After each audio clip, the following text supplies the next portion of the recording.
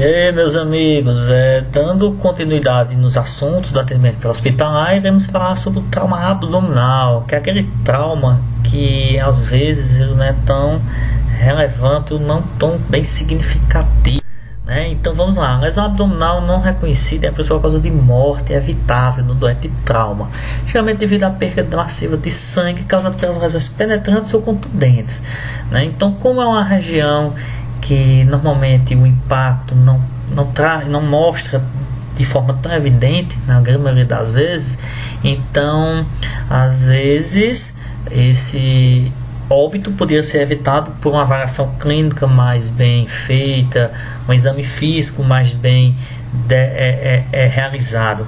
Então deve-se presumir que todo doente com choque inexplicável deve ter hemorragia intraabdominal, até que se prove o contrário. Como o APH é uma área, na verdade, bem difícil de recursos humanos, de recursos de exames, etc. Então, o paciente que apresenta periferia pegajosa, sudorese e de forma inexplicável, né, a gente já trata como se tivesse com quadro de choque e possivelmente um trauma abdominal, né, um sangramento interno. Então, a ausência de sinais e sintomas locais não descarta a possibilidade de trauma abdominal devido à dificuldade da identificação no APH, tá bom? Por isso que é muito importante no APH, em vítima de trauma, também esse transporte rápido, ágil, até um serviço de referência com bloco cirúrgico. Então não é qualquer hospital, é um hospital que detém um bloco cirúrgico para, se esse paciente se agravar, principalmente ter uma equipe com cirurgião e bloco cirúrgico para poder realizar a intervenção, tá bom? Então, durante a avaliação primária de doentes que sofreram trauma fechado, a circulação inclui o ponto de reconhecimento de possível hemorragia. Então, as lesões abdominais e pélvicas não diagnosticadas continuam sendo a causa de morte evitável após o trauma, né? Principalmente a nível de tronco, obviamente, né? Então, volumes significativos de sangue podem estar presentes no interior da cavidade abdominal, sem que ocorram mudanças drásticas na aparência ou nas dimensões do abdômen, e sem sinais de irritação peritoneal. Gente, eu trouxe, porque vocês já perceberam que toda vida eu trago sempre uma revisão anatômica, fisiológica, o ATLS, o PH-TLS, eu sempre traz essas revisões, tá bom? Só para a gente redobrar essa atenção, porque a gente vai falar sobre a fisiopatologia. Então, o sistema digestório, endócrino, genital e vasos sanguíneos importantes se concentram, né, nessa região, né, região abdominal, e seus limites estão abaixo do diafragma, parede abdominal anterior, acima da pelve. Aqui são as delimitações, e está dividida em relação ao peritônio, né, que é a questão da cavidade peritoneal, que é verdadeiramente que a gente fala, contém baço, fígado, vesícula biliar, estômago e partes do intestino grosso, e espaço retoperitoneal, né? Os rins, uretérios, via cava inferior, a aorta abdominal, reto, intestino delgado. A gente tem aquela famosa imagem anatômica, né, do diafragma, do estômago aí, das vísceras, intestino delgado, intestino grosso, etc. Bom, a questão da anatomia dos vasos sanguíneos, né, da artéria ilíaca externa, né, da aorta abdominal, da via cava inferior, etc., que é só a revisão, tá bom? Então, olha só, é importante dividir em órgãos abdominais ocos, sólidos e vasculares. Isso aqui que eu quero a atenção de vocês, porque em um trauma abdominal, as vísceras ocas normalmente elas vão se romper, né? As sólidas vão sangrar e vasculares também vão sangrar. Então, nas ocas, se tiver conteúdo gastrointestinal, então essa substância irá cair, ou então irá para o peritônio, irá vazar, né, e causar peritonite, sepse, né? Então, bem interessante essa parte de fisiopatologia, tá bom? Em estruturas sólidas, e aqui está o texto, né, que sangram, sendo órgãos ocos, deixam cair seu conteúdo dentro da cavidade, causando assim hemorragia e sepse, dependendo das estruturas lesionadas. As lesões podem ser penetrantes ou contusas. Então, trauma penetrante, tiro, facada, empalamento, na verdade, objetos encravados, lanças, espadas, etc., né, são visíveis. Então, no caso de trauma contuso, quase sempre são desafiadores, porque nós não observamos de forma tão fácil compressão e cisalhamento. Então, quando a gente vê uma facada, um tiro, um objeto encravado, a gente observa logo esse objeto. Então, a gente sabe que tem um trauma abdominal ali. Mas em traumas contusos, né, então não fica tão bem visível, mas tem algumas identificações básicas que iremos relatar aqui durante essa aula. Tá?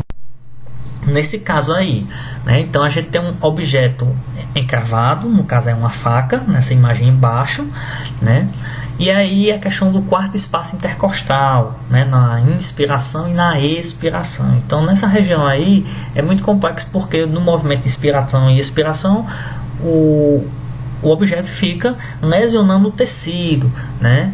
E aí essas imagens de cima, principalmente essa da esquerda, é uma abrasão. Então a gente não pode estar vendo de forma tão definitiva, mas a gente sabe que tem lesão aí, né?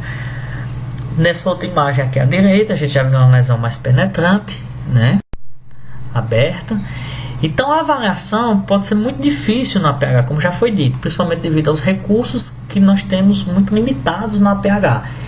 E eu já até citei, no APH a gente não tem bloco cirúrgico, a gente não tem concentrado de massa, a gente não tem os recursos humanos mais em maior quantidade, etc.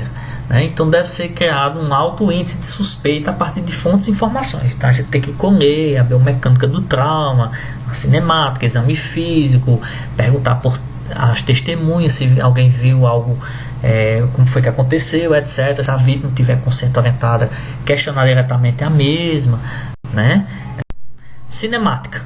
Então se divide nesses dois tipos: trauma penetrante e trauma contuso. Então, penetrante, obviamente, causado por arma branca, fogo, empalamentos ou encravamento de objetos, né, lacera um tecido e sua trajetória. Né? Então, a gente tem que ver que ele lacera o tecido e observar a sua trajetória por onde ele passou, para rever na anatomia que órgãos foram lesionados. E no trauma contuso, geralmente causado por eventos de aceleração e desaceleração, né? Aquelas leis de Newton lá, que levam ao cisalhamento e compressão. Cisalhamento é quando o objeto ele muda bruscamente de trajetória. Então, um exemplo de cisalhamento é o coração, que ele segue seu movimento para frente, e a aorta descendente, que fica presa à coluna vertebral. Então, isso é um cisalhamento. Compressão, que acontece entre o externo e a coluna vertebral. O coração é comprimido. Então, isso é uma coisa bem importante que a gente tem que ver na de trauma. O histórico, então, deve ser obtido do doente, família, testemunha, seguindo o SAMPLA, né? Sinais, sintomas, alergias, medicamento, passado médico, né? Ou pré e ex para mulheres de idade fértil, líquidos ingeridos e o ambiente, o ar, de ambiente, né? No qual todas as informações importantes deverão ser registradas. Então, é importante realizar perguntas do tipo: colisão de veículos, foi o que? Foi uma colisão de veículo, um capotamento, uma queda de altura, né? Foi uma lesão penetrante, etc. Tá bom? Tipos de colisão: posição do doente ou ejeção, velocidade estimada, extensão do dano no veículo, uso de dispositivos de segurança, tipo de arma de fogo, número de perfurações, distância, quantidade de sangue de cena. E aí a gente pode colocar até uma reticência aí, porque a gente pode elencar diversos tipos de biomecânica de trauma, tá bom? Por isso que a cabeça, a mente de um socorrista, de um médico do SAMU, ele tem que trabalhar de forma muito objetiva, né? E essa biomecânica de trauma. O exame físico, a avaliação primária. Então, a maioria das lesões abdominais graves se apresentam com alterações de respiração e circulação, né? Então, o indicador mais confiável de sangramento intraabdominal é a presença de choque hipovolêmico de origem não explicada.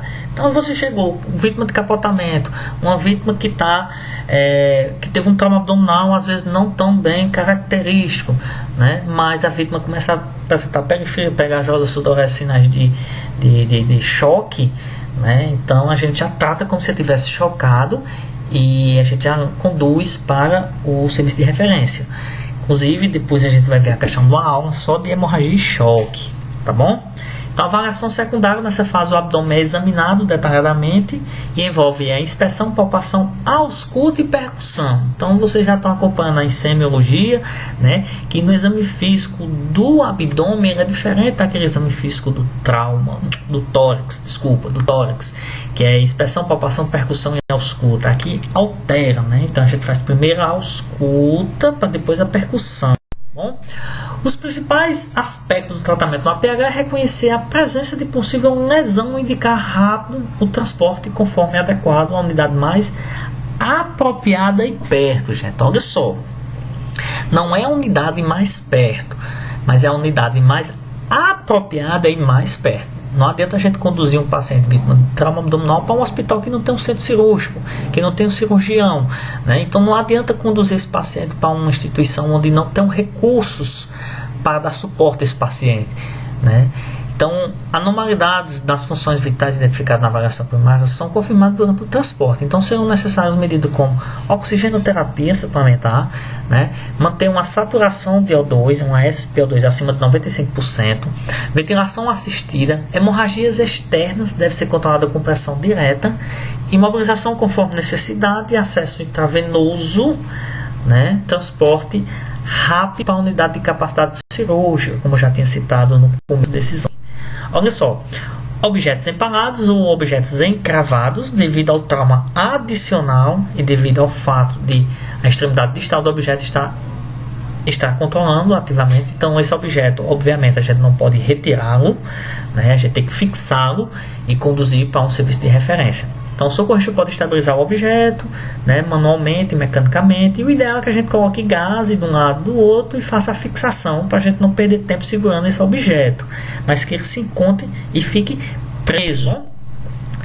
E aí vem as eviscerações, exposição de epípon, né? Então, no caso do trauma abdominal, com exposição das vísceras, da evisceração, então a gente não pode recolocar essas vísceras para dentro. Na verdade, a gente tem que limpá-las, certo? Limpá-las com soro fisiológico, tirar o excesso de sujeira, certo? Depois cobrir com gases acolchoados e irrigá-las para ficarem úmidas, para que essas vísceras elas não ressequem, né? Não fiquem expostas ao ambiente e resseque para que não agrave mais o indivíduo, ou seja, para que não seja ter que retirar esse excesso, esse tecido que já foi necrosado. Para resumir, bom, as lesões intraabdominais em geral são de risco de vida devido à hemorragia interna, então sempre está mais associado, né, principalmente o trauma torácico, que foi da semana passada, e o abdominal. Bom, o derramamento de conteúdo gástrico, que aí é a questão da sepse, na cavidade peritoneal, né? A extensão das lesões internas não é identificação no APH, então, como nós não temos os exames por imagens no APH, então, deixa que o intra-hospitalar examine melhor essa questão interna através das imagens, né? Então, a suspeita maior se dá pelo próprio mecanismo da lesão, biomecânica de trauma, avaliação desse paciente de uma forma mais criteriosa, tá bom? Então, o tratamento consiste em oxigenoterapia, controle da hemorragia e rápida imobilização para o transporte. E o paciente deverá ser transportado rapidamente para a unidade com recursos cirúrgicos, certo, meus amigos? Então, aqui eu fiz um consolidado do trauma abdominal, tá bom? Semana passada a gente falou sobre o trauma torácico e a gente vai dando prosseguimento dessa forma mais teórica, que espero que quando retornarmos às atividades na instituição nós podemos aplicá-las de forma prática, ok? Um abraço a